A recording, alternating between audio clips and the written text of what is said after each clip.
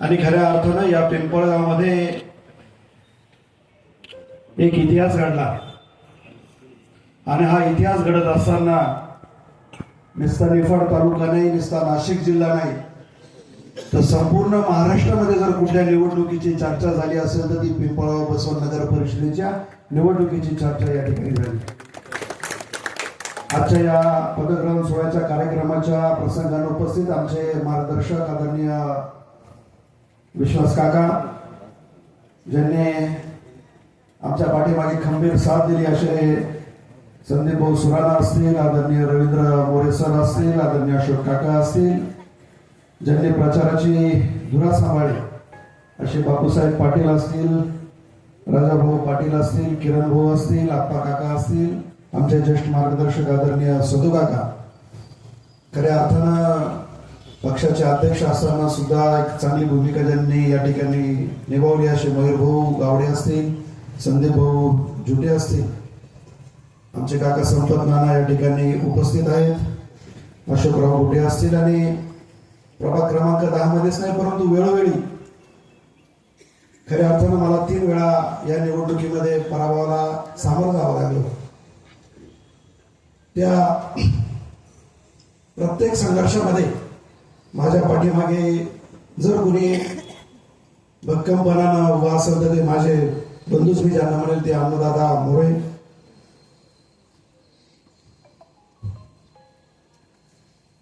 त्याचबरोबर प्रवीणने सुद्धा कायम एक खंबीर साथ या ठिकाणी मला दिली.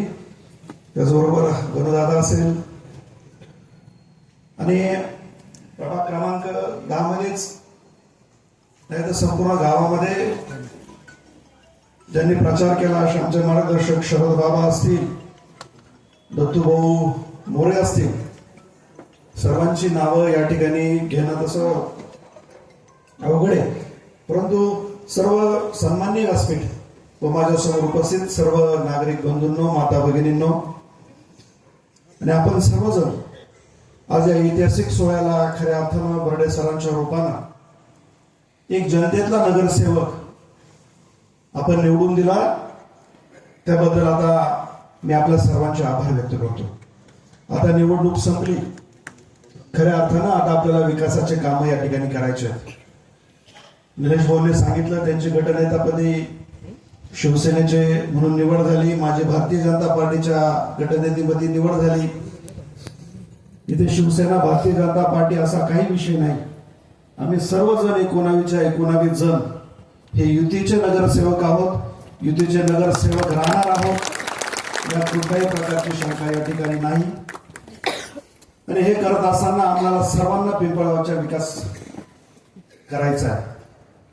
ही नगर परिषद आपण विकासासाठीच खऱ्या अर्थानं आणली आणि हा विकास करत असताना या राज्याचे मुख्यमंत्री आदरणीय फडणवीस साहेब असतील, नगर विकास मंत्री आणि उपमुख्यमंत्री आदरणीय शिंदे साहेब असतील, आपल्या या जिल्ह्याचे पालक आदरणीय गिरीश भाऊ असतील, आदरणीय राहुल दादा असतील, यांनी सुद्धा एक खूप मार्गदर्शन या निवडणुकीमध्ये केलं. पक्ष काय असतो आणि कशा प्रकारे पाठीमागे उभा पक्ष जर राहिला तर काय होऊ शकतं याचं उत्तम उदाहरण म्हणजे पिंपळगाव नगर परिषद आहे. आम्ही तर सर्वसामान्य कार्यकर्ते या ठिकाणी उभे होतो, परंतु पाठबळ हे पक्षाचं होतं, पाठबळ हे कमळाचं होतं, पाठबळ हे धनुष्याचं या ठिकाणी होतं आणि त्याच्याचमुळे खऱ्या अर्थानं हा विजय आज आम्ही या ठिकाणी साजरा करू शकलो. एक मोठ्या अपेक्षा या संपूर्ण पिंपळगाव नागरिकांच्या या ठिकाणी आता आपल्याकडनं या सर्व नगरसेवकांकडनं आहे. मग त्यामध्ये अंडरग्राऊंड गटरिंगचा विषय असेल, पार्किंगचा प्रश्न असेल, पिण्याच्या पाण्याचा प्रश्न असेल, स्वच्छतेचा प्रश्न असेल. आज तर आम्ही सर्वांनी ठरवलं होतं की आपल्याला या नगर परिषदेची सूत्र जर हातात घ्यायची असेल तर काही एक वेगळं विधायक काम आपण करू शकतो का. त्या दृष्टीने आम्ही 2-3 दिवसापूर्वी सर्वजण बसलो आणि ठरवलं की आपण एक स्वच्छता 2 तासाची करू. या संपूर्ण पिंपळगावमध्ये जो घन कचरा झालेला आहे, काही ठिकाणी आम्ही म्हणत नाही की आज आम्ही 2 तास साफसफाई केली म्हणजे संपूर्ण पिंपळगाव स्वच्छ झालं, परंतु एका विचाराची सुरुवात खऱ्या अर्थानं आम्हाला करता आली आणि हे पिंपळगाव स्वच्छ झालं पाहिजे, सुंदर झालं पाहिजे, या दृष्टीनं आम्ही 1 जानेवारी 2026 रोजी जी सुरुवात केली तिला एक चांगला प्रतिसाद आज या ठिकाणी मिळाला. आम्हीच परवा पत्रकार परिषद घेऊन ही सर्व माहिती दिली. आमचे पत्रकार बंधू या कार्यक्रमाला खास करून उपस्थित आहेत. अनेक चांगलं वातावरण या स्वच्छतेच्या दृष्टीनं आम्ही तयार करण्याचा प्रयत्न, एक पाऊल आज खऱ्या अर्थानं त्या दृष्टीनं टाकलं. कुठलंही काम आपल्याला अंतिम टप्प्यापर्यंत न्यायचं असेल तर एक पाऊल आपल्याला टाकावं लागतं आणि त्या प्रकारचं पाऊल आज आम्ही या स्वच्छतेच्या दृष्टीनं टाकले. नगराध्यक्ष साहेबांची संकल्पना आहे की आपल्याला इंदोर शहराच्या धर्तीवर हे पिंपळगाव शहर स्वच्छ आणि सुंदर कसं करता येईल, त्याच्यासाठी आपल्या प्रत्येक नागरिकाची जबाबदारी आहे. प्रत्येक नागरिकाला मी आवाहन करतो की आपण कचरा इतरत्र न टाकता आपली कचरा गाडी ज्या वेळेस येईल त्यावेळेस आपण त्या कचरा गाडीमध्ये टाकावा. सर्व व्यावसायिकांना आवाहन करतो की आपण डस्टबिन ठेवून ज्यावेळेस गाडी येईल त्यावेळेस त्याच्यामध्ये टाकावा. आणि प्रत्येकाने जर आपली जबाबदारी प्रामाणिकपणाने या ठिकाणी पार पडली तर कोणाची हिंमत नाही की पिंपळगाव घाण होऊ शकतं. एक सुंदर स्वच्छ अशा प्रकारचं पिंपळगाव स्वच्छ होऊ शकतं ही आपल्या प्रत्येकाची या ठिकाणी जबाबदारी आहे. आज खऱ्या अर्थानं या नगर परिषदेचे सूत्र हाती घेताना नगराध्यक्ष साहेबांनी अनेक प्रश्न या 3-4 दिवसामध्ये आम्ही बघितले की मागचं लाईट बिलाचा सुद्धा अनेक विषय, थकीत लाईट बिल आपलं त्या ठिकाणी व्याजापोटी सुद्धा काही लाख रुपये आपल्याला त्या ठिकाणी भरावे लागतात. तो विषय आहे.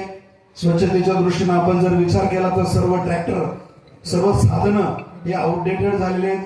ते सुद्धा आपल्याला नवीन आणावं लागणार आहे. त्याच्याशिवाय आपण चांगली स्वच्छता या ठिकाणी करू शकत नाही. म्हणजे असे एक ना अनेक प्रश्न.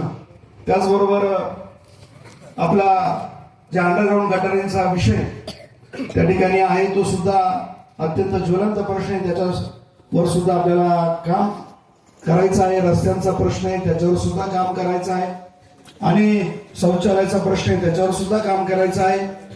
परंतु हे काम करत असताना सर्वात महत्वाची आमच्या सर्वांची जबाबदारी आहे की या नगर परिषदेमध्ये जो नागरिक काम घेऊन येईल त्याला मान सन्मानाची वागणूक ही नगर परिषद दिल्याशिवाय राहणार नाही. हा विश्वास आज मी या ठिकाणी देतो. आज पिंपळगाव नगर परिषदेमध्ये काम घेऊन येताना कोणालाही घाबरण्याची आवश्यकता नाही. काम घेऊन जाऊ का नको, काम सांगू का नको, अशा प्रकारची परिस्थिती आता राहणार नाही. एक चांगलं वातावरण संपूर्ण या पिंपळगावमध्ये नागरिक आणि प्रशासनामध्ये निश्चितपणाने राहणार आहे. मी कर्मचाऱ्यांना सुद्धा आवाहन करतो की आता एक वेगळं प्रशासन आपल्याला या ठिकाणी राहणार आहे. कर्मचाऱ्यांची सुद्धा एक मोठी जबाबदारी या संपूर्ण पिंपळगाव विकसित करण्यामध्ये राहणार आहे. प्रत्येक नागरिक जो येईल या नगर परिषदेमध्ये काम घेऊन येईल त्याला सन्मानाची वागणूक आणि योग्य सल्ला देण्याची जबाबदारी सुद्धा ही कर्मचाऱ्यांनी यापुढे स्वीकारली पाहिजे. कुठल्याही प्रकारे अरेरावीमध्ये नागरिकाशी उद्धटपणाने बोलण्याची गरज अजिबात या कर्मचाऱ्यांना आवश्यकता त्याची नाही. समजून सांगा त्याला व्यवस्थित त्याचं काम का होत नाही, काय अडचण आहे, काय केल्याने त्याचं काम होईल, अशा प्रकारची समजूतदारपणाची भूमिका निश्चितपणाने कर्मचाऱ्यांना सुद्धा नागरिकांच्या संदर्भामध्ये या ठिकाणी आता यापुढे घ्यावा लागणार आहे. आणि आमच्या सर्व नगराध्यक्ष आणि नगरसेवकांचं त्याच्यावर सुद्धा बारकाईने लक्ष राहील की प्रत्येक नागरिकाचं या नगर परिषदेच्या इमारतीमध्ये आल्यानंतर समाधान कसं होईल, त्याचं काम कसं सुखकर होईल, त्याचं काम कसं सुटेल, अशा प्रकारचं काम करण्याची आमची निश्चितपणानं या ठिकाणी मानसिकता आहे. आणि हे सर्व करत असताना सर्व जनतेचं सहकार्य आम्हाला या ठिकाणी अपेक्षित आहे. आणि आज आपण हे सर्व करत असताना सर्वांना बरोबर घेऊन आपण निश्चितपणानं हे काम करू. आपल्या सर्व नागरिकांच्या सूचना यांचं सुद्धा आम्ही या नगर परिषदेमध्ये स्वागत करू. कारण सगळंच काही मला एकट्यालाच कळतं, बर्डे सरांनाच कळतं, नगरसेवकांना कळतं असं नाही. तुमच्या सर्वांचे सल्ले सुद्धा फार महत्वाचे आणि मोलाचे या ठिकाणी आहेत. त्या सल्ल्यांचा सुद्धा स्वीकार आम्ही करणार आहोत. त्याचबरोबर काम करत असताना निश्चितपणानं चुका होत असतात. कारण जो काम करतो तोच चुकतो. आणि हे काम करत असताना आम्ही जर काही चुकलो तर निश्चितपणानं आमचा काम धरण्याचा सुद्धा अधिकार सर्व पिंपळगावकर नागरिकांना या ठिकाणी आहे. आणि तो सुद्धा तुम्ही आमचा धरला पाहिजे आणि सांगितलं पाहिजे की नाही तुम्ही हे काम करताना या ठिकाणी चुकले, आम्हाला प्रत्यक्ष येऊन भेटा. परवा त्या दिवशी मला एकाने फार सुंदर सांगितलं की आम्ही नागरिकांना आपण सांगितलं पाहिजे की आमच्या विषयी बोलण्यापेक्षा तुम्ही जर आमच्याशी बोलले तर निश्चितपणानं एक चांगलं सुंदर असं वातावरण आपण या